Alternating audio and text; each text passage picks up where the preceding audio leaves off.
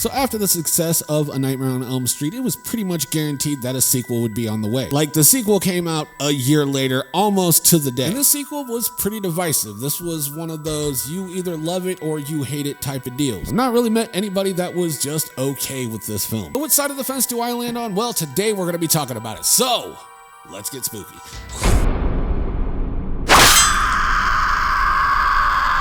Greetings, everyone. My name is Nightshade. This is The Night Shift, a home for all things spooky, and today we're taking a look at A Nightmare on Elm Street 2, Freddys Revenge, released in 1985. Arguably the most divisive film in the entire franchise. First time that I watched this movie, I ended up watching this one, part 3 and part 4 all in the same day. I remember thinking that this one felt different than the rest of the franchise, and no, it's not because this is a very gay forward film. That shit doesn't bother me. When I first watched this, I didn't realize that it was very gay forward. Like, you know, I was a kid, I didn't really even know what gay was. But you know, I didn't learn until like way later, like probably too old to be like, oh, well, I guess it is gay, huh? And it was actually a drag queen that like broke it down for me. I don't know if it's obvious or not, but I am goth. I identify as a goth human being. You know, back when I was living in St. Louis, there was not really a whole lot of like goth clubs or goth hangout spaces. There was one, and it was a shared space with drag queens. Like, it was a drag venue, but on Mondays and Sundays they would have goth night. But you know, it was a drag bar, so like, and yeah, that makes sense, you know? Bunch of dudes wearing makeup. The only difference is the tuck and the color palette. You guys excited for the next season of Dragula? I know I am. But you know, the gay stuff flew right over my head for the longest time, so you know, that's not my critique with this film. I actually don't have many critiques for this film. This is a fun one. I still have fun with this movie, and I am super excited to start talking about it, so let's go ahead and get into the review. Now, before we get into the review, I gotta let you guys know something. There might not be a whole lot of clips from this film used in this video. My last video got like 11, 12 claims on it. Like, that, they were not joking. And I wasn't going back and re-editing and removing clips and stuff like that. It's not happening. We'll send it out and deal with the claims. Fuck it, you know, like, that's fine. But I don't want to accrue a bunch of copyright claims because it will hurt the health of my channel. So if there's not that many clips in this video of Freddys Revenge, that's why. You're just gonna have to deal with my pretty face. So if there's not a whole lot of visuals outside of me talking, that's why. Warner Brothers is very protective over the Freddy franchise, it seems, so you know, I'll do what I can, but like, if I can't get away with much, then I'm not gonna be able to get away with much, and I do apologize for that. Now, let's go ahead and get into the review. For this one, I'm going to be breaking it down into two categories, the positives and the negatives. I'll let you know what I liked about this film and what I didn't like about this film. Then after that, I'm gonna tell you about my favorite scene in this film and let you know exactly why it is my favorite scene. And then when we're done with that, I'm gonna score this out of a possible 10 points and end the video. But here on The Night Shift, we always start things off on the bright side with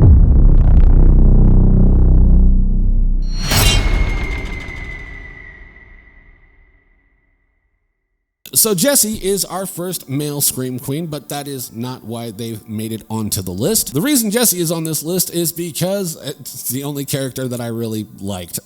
Jessie is both a sympathetic character and also an unintentional comic relief. That scream.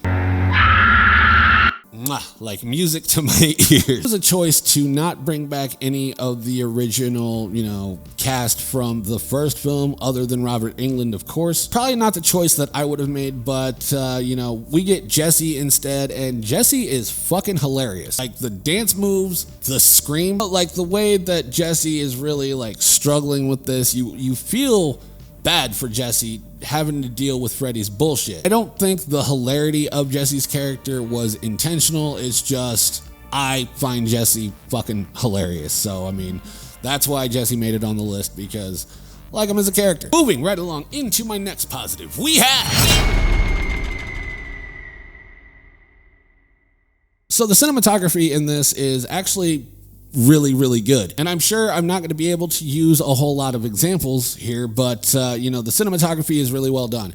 I like the way that they frame things, and I love the way that they move the cameras in just the right time to where, like, in my opinion, and this is probably just me being a pretentious camera guy, but there are some scenes where the camera itself feels like a character. Like, I don't know how to explain it. I just really liked the cinematography in this. It was worth taking note, but I'm not going to spend a whole lot of time on it. It was just shot really well, and I like it. So, moving right along into our next positive, we have... This is absolutely 100% my favorite looking Freddy. He just looks mean and gnarly, and I fucking love it. Like, not only does he look mean, but he's actually mean as fuck in this movie. Like, he is, there's no jokes. He's not jovial in the slightest bit. He's simply pure evil. And I love it. I think Freddy in this one is the scariest he would ever be. You are all my children now. Like, they definitely tried in the remake and failed miserably. But yeah, this is definitely the meanest Freddy Krueger, and you know, he's really brought to life by Robert Englund. Like, Robert Englund is now evolving the character as the directors ask him to, but like, he's just fucking gnarly. And if I was ever going to get a tattoo of Freddy Krueger, and I do plan on getting a whole sleeve of my favorite slashers, I would definitely get the you know, Freddys Revenge Freddy Krueger, because this is the coolest looking one. I think his makeup looks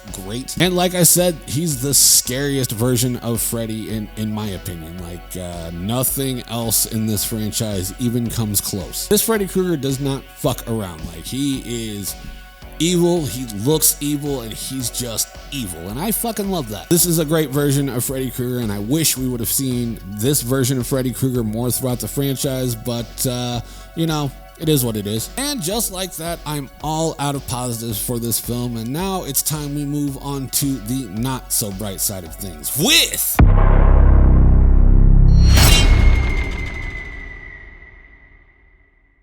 So when I say it's weird, it's not the overtly gay overtones. Again, like I said, that shit doesn't bother me at all. But it is the, I guess, story structure, and I don't feel like the director truly understood Freddy. Like, the story and the whole concept, like, it's such a departure from the rest of the franchise. Like, rewatching it now and having watched all the other films, well, almost all the other films in sequential order, this one just, I feel like they don't understand Freddy Krueger in this one, because, like, you know, Freddy Krueger he's cool as fuck in this one. He looks great and he's evil as shit, but like, his motives, like, I feel like the director truly just didn't understand what Freddy Krueger is, because like, we get the opening sequence where, you know, Jesse sees him in his dreams, and then like throughout the film, he's just less and less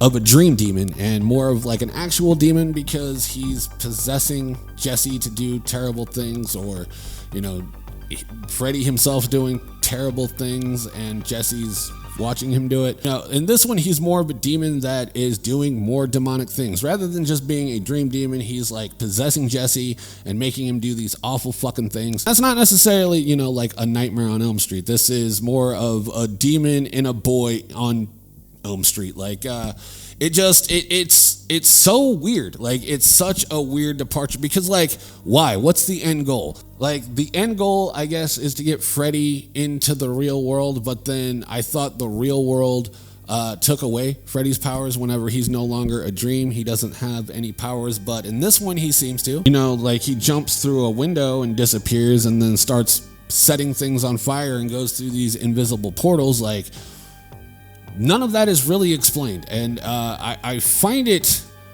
jarring, to say the least. Like, it's so different from the rest of the franchise, and you know, like, this movie, like, I could enjoy it on its own as its own thing, but when watching it in sequence with everything else, because, you know, it's just like I said, it's such a departure, and it's like so weird compared to everything else, it's kind of takes you out of it almost. And on top of that, nothing's really explained, and that's probably the most frustrating thing, because I watched this and was just like, I thought there was more of a motive, but no, I guess it's just to possess Jesse and come to the real world. Like, this is a cool standalone film, and I will watch this film as a standalone film and just leave it at that. But whenever you watch it in sequence with everything else, it's just such a wild departure. So, like, because the story is strange, I feel like not enough thought was put into the writing of this film, because, again, like,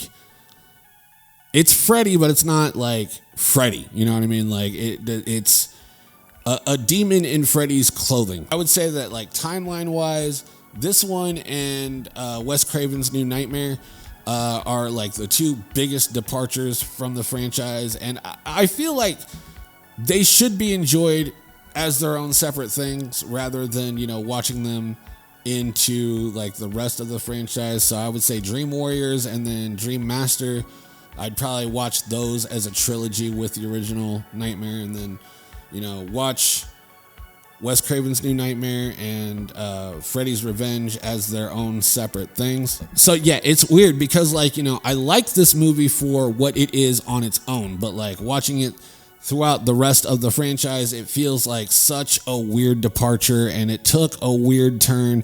And I mean, given what this franchise ends up becoming, the fact that this one is weird, it's saying a lot. But, you know, that is my only real negative for this, is that it's just so weird and different from everything else that it just feels out of place, and it doesn't really feel like a Nightmare on Elm Street film in my book, even though it is, but it doesn't have the same vibe, doesn't have the same feel, but it's still a good movie. Like, if it's on, I'm gonna watch it. That's just what it is. But you know, looking at it objectively through the eyes of somebody that's watched the entire franchise, it is a bit of a weird departure, and that could probably put some people off. But, you know, that's gonna do it for the review portion of this. It's I know this only been talking 30 minutes on my camera, so this will probably be like a 12-minute video or something like that.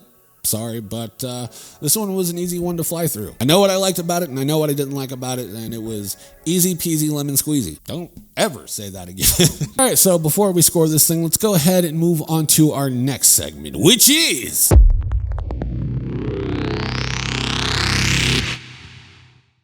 So there's one scene in this that really stuck with me for a very long period of time, and that is whenever Freddy bursts out of Jesse. That shit was fucking insane. Like, I love this whole sequence. Like, you know, Jesse opens his mouth and you see like Freddy's eye looking out at you. I thought that was fucking cool as hell. You know, all the makeup work and prosthetic work, and just how fucking horrifying that would be to just like look down and you see a face coming out of your chest, and then, you know, Freddy does come out and then drops Jesse to the ground like nothing.